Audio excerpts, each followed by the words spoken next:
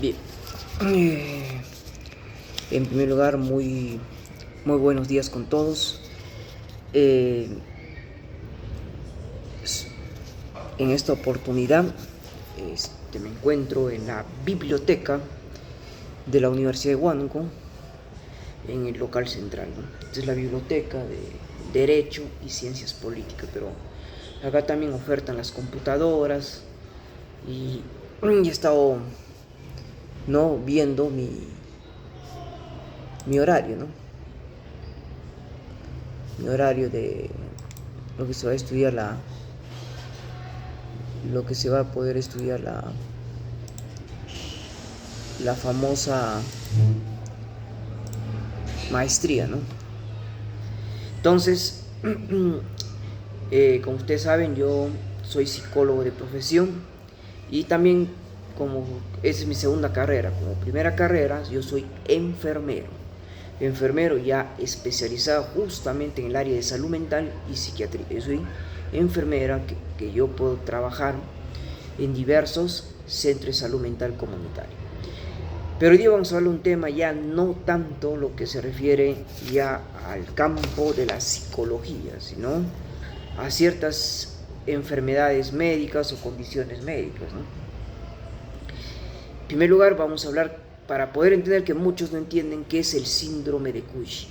Es algo, ¿no? El síndrome de Cushing es un trastorno hormonal causado por la exposición prolongada de altos niveles justamente del cortisol, ¿no?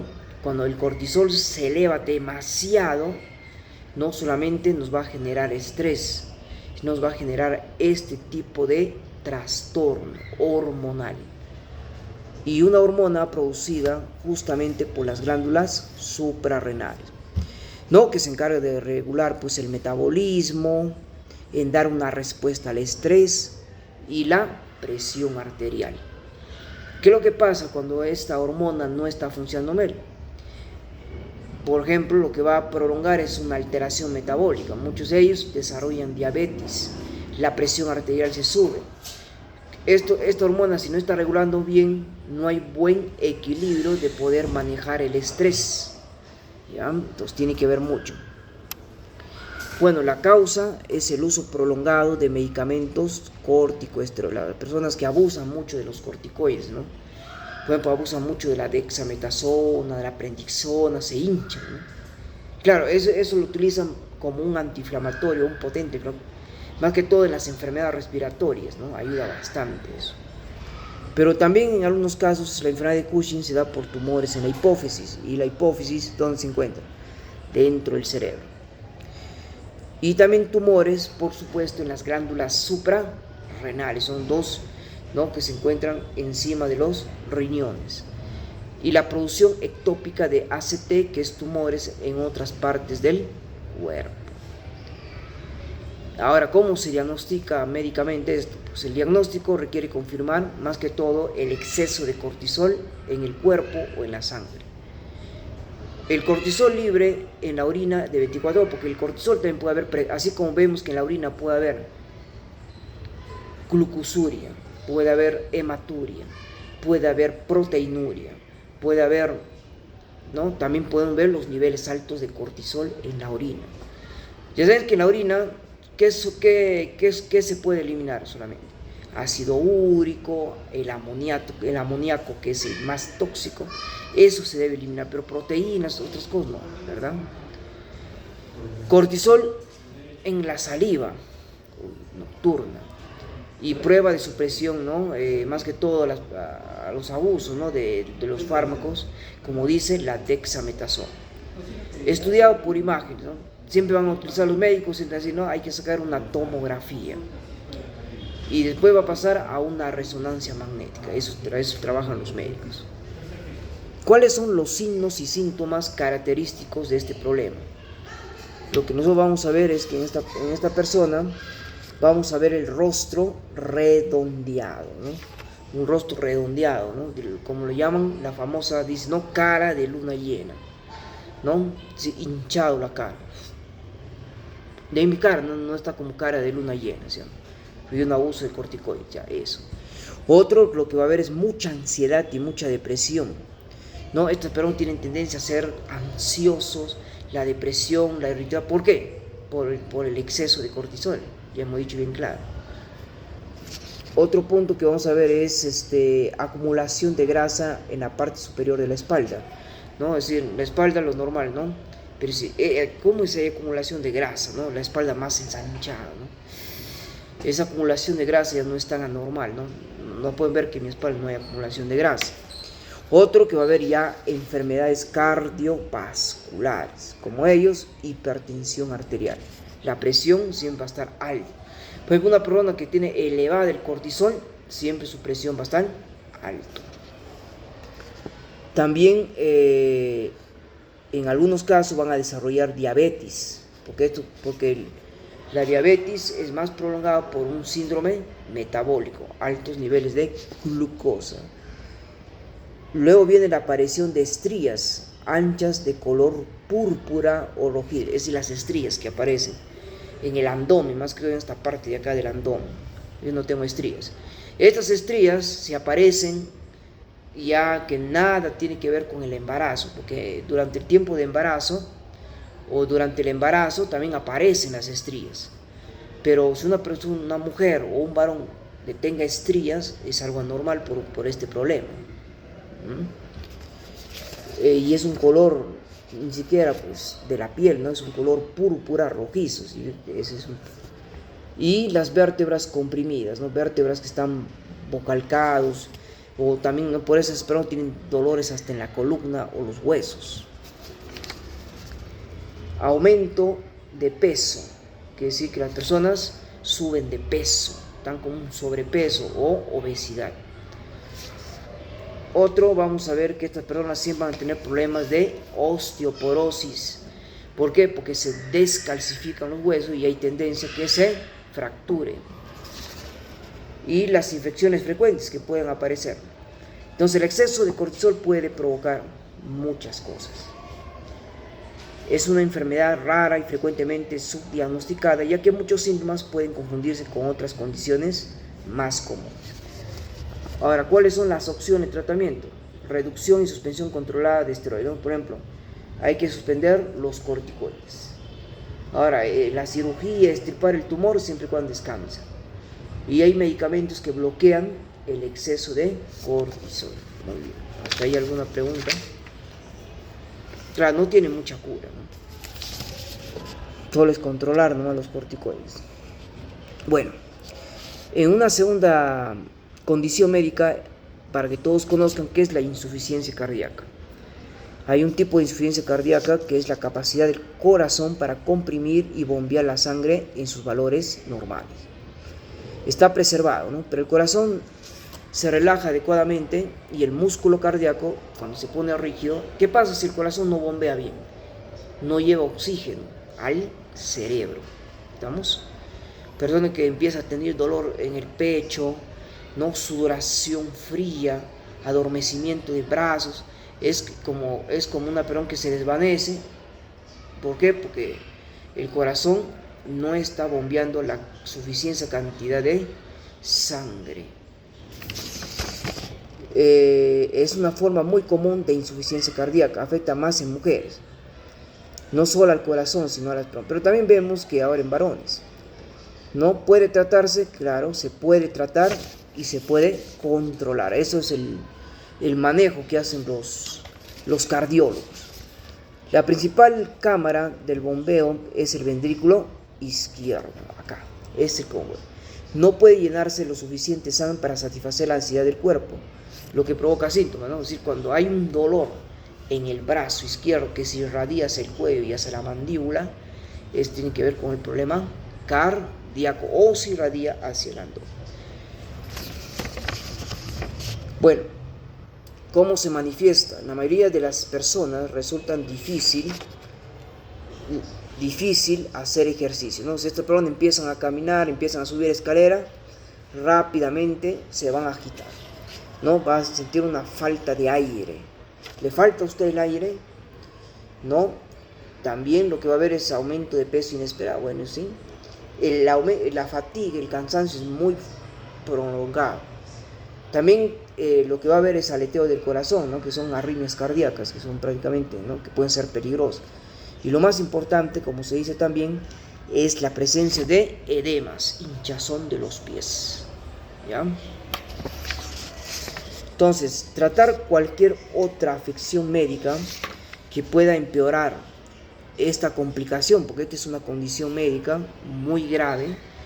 El peso es poco sabido, más que todo en personas con sobrepeso, personas diabéticas. La fibrilación auricular es peligroso, porque la mayoría de arritmias cardíacas pueden provocar infartos o derrames, ¿no? Personas con presión arterial alta, los hipertensos, personas con enfermedad renal crónica. Hay personas que tienen problemas o padecen de apnea del sueño, también puede ser por problemas del corazón. Entonces hay que mantener un peso activo, un peso saludable, consumir alimentos saludables, ¿no? Poco en grasa, más proteínas, ¿no? No fumar, no tomar, ¿no? Como se dice, ¿no? Hay personas que son diabéticos, son hipertensos, pero toman y consumen alcohol. Es decir, ya las personas que ya tienen un problema con las adicciones, más que todo el alcoholismo, y ya tienes una condición médica, ya te han detectado diabetes, te han detectado que eres hipertenso, te han detectado que ya tienes principio de cirrosis y sigues tomando, ya, yo puedo decir psicológicamente que eres una persona que tienes baja autoestima, no te quieres a ti mismo. Es decir, tú mismo te estás matando, tú mismo te estás autodestruyendo. Eso es lo que les quiero decir, ¿ya?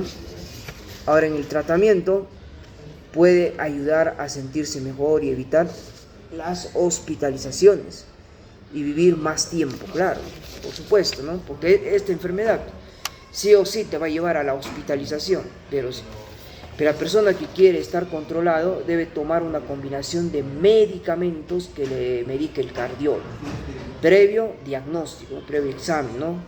El cardiólogo no solamente queda en electrocardiograma o en auscultar el corazón, si hay soplo, no. Queda en sacarle, por ejemplo, una radiografía de tórax, un ecocardiograma, ¿no? Y muchas cosas más. Los diuréticos son pastillas para eliminar líquidos, más que todos los tiacídicos. Pero sabemos que el uso de diuréticos tenemos que tener un control, porque si abusamos de los diuréticos podemos provocar una hipotensión, ¿no? Baja mucho la presión. Los inhibidores, que son los digitálicos, que se utiliza bien, la dopagliflaxina o la empagliflaxina.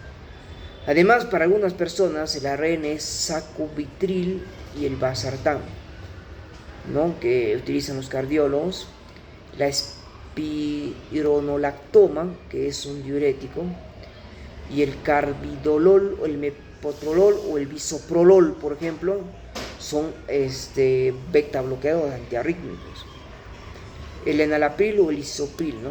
Y hay medicamentos contra la obesidad y sobrepeso, y su plan de tratamiento debe adaptarse a sus necesidades y a otras afecciones, ¿no? De salud. Entonces, para terminar, ¿no? Ya con estos temas muy importantes, quería hablarles por último la enfermedad del mal de Chagas. Es una enfermedad, pues, la enfermedad mal de Chagas ya es un problema de salud pública que sí podemos prevenir. ¿Ves? Ahora que vamos a llevar, ¿no?, la maestría en salud pública, una de las enfermedades de problema en salud pública es la enfermedad de Chagas. No es una enfermedad de Chagas, es una infección parasitaria, potencialmente mortal, ¿no?, que puede ocasionar daños al corazón, al aparato digestivo y a otros órganos, que puede ser agudo en la fase inicial, pero luego se cronifica a lo largo de la vida. El agente etiológico es un parásito, que es el Trypanosoma cruzi. Es un espantoso flagelado que infecta a los humanos y a muchos mamíferos. Se presenta en diferentes formas: triptomacigote sanguíneo, amacigote en tejidos y epimacigote en vector. Su ciclo de vida involucra el insecto, es decir, el insecto es el vector que transmite la enfermedad al ser humano. Bueno, acá está el ciclo de la transmisión de los triatónimos, ¿no? Los triatónimos también son conocidos como chinches besuconas. Esos chinches besuconas, me acuerdo que en Estados Unidos, en Maryland, posiblemente no la había picado, pero esos besucones son pues animalitos que viven pues en esa zona bueno, ahí en los Estados Unidos y en algunos países también latinos, ¿no? Estos besucones prácticamente tienen un ciclo, aunque no se ve mucho, cuando pican dejan sus huevos, ¿no? Puede picar en cualquier parte del cuerpo, en el ojo, en la cara, en cualquier parte del cuerpo, pero dejar ese parásito que va a causar una enfermedad muy grave, ¿no? La aparición de chinches. Entonces, ¿cómo se dan los síntomas? Fase aguda, semanas o meses, mucha fiebre, malestar general, inflamación en el sitio de la entrada, puede ser asintomático leve, ya esa es la fase aguda.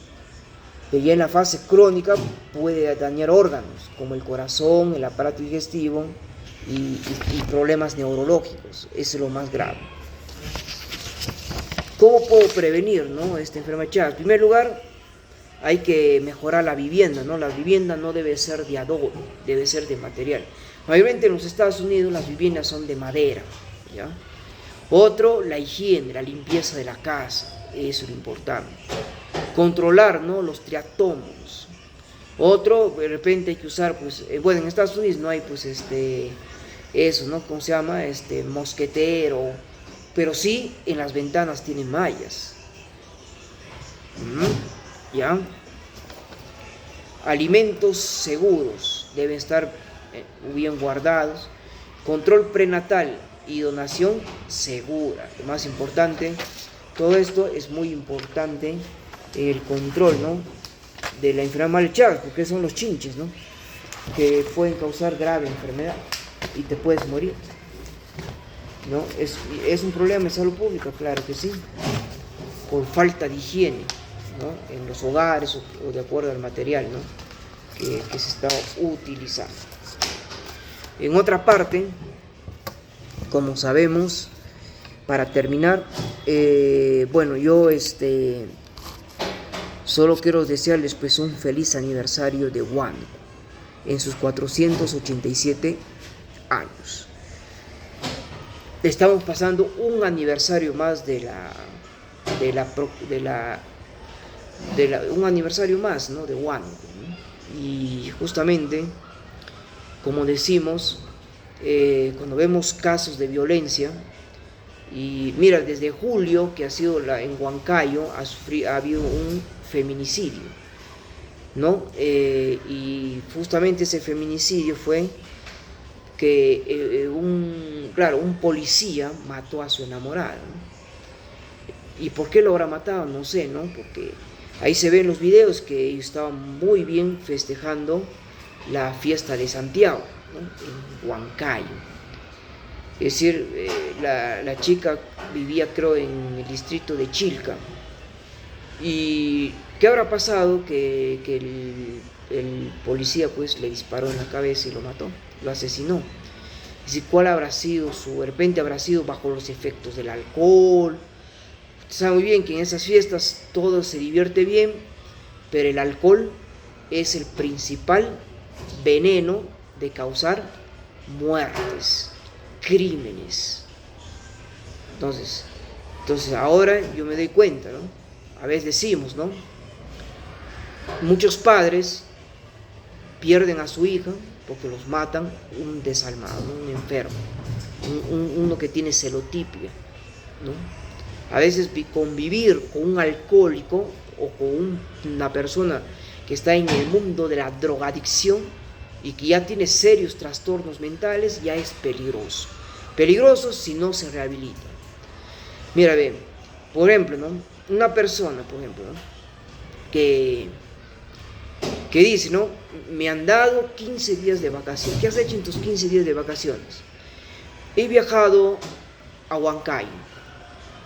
¿Solamente te has quedado en Huancayo? Sí, me he quedado en Huancayo y me he pasado casi la mitad de los 15 días bebiendo alcohol. Desde que he llegado hasta antes que me vaya y he estado tomando cerveza, ¿no? Me he tomado 2, 3 o 4, 6 papas. ¿Te das cuenta? Ahora nosotros nos vamos, ¿no? Y decimos, ¿no? Mamita, sí, tú nos has criado generoso, nos has criado bueno. Hay mamás que dicen, pero yo a mi hijo le he criado bien. Yo a mi hijo le he dado de todo. ¿Y por qué ahora mata? ¿Por qué ahora se ha vuelto un criminal? No sabemos. Que de repente tú puedes haber criado y no sabemos qué pasó en su adolescencia. ¿Ah? Uno de los factores son las malas juntas, ¿no? Es decir, las malas juntas.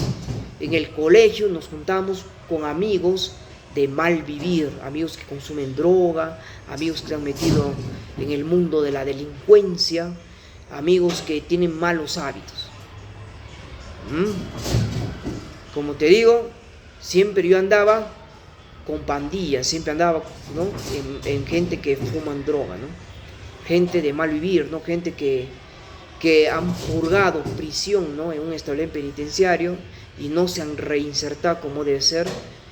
Espero que ahora cambie, ¿no? Porque ya dicen, no, si la delincuencia quieren pues realmente combatir la delincuencia, tienen que desasinar los establecimientos penitenciarios, no sacar a todos los delincuentes de alta pena. Por eso tienen que construir esa mega cárcel, pues.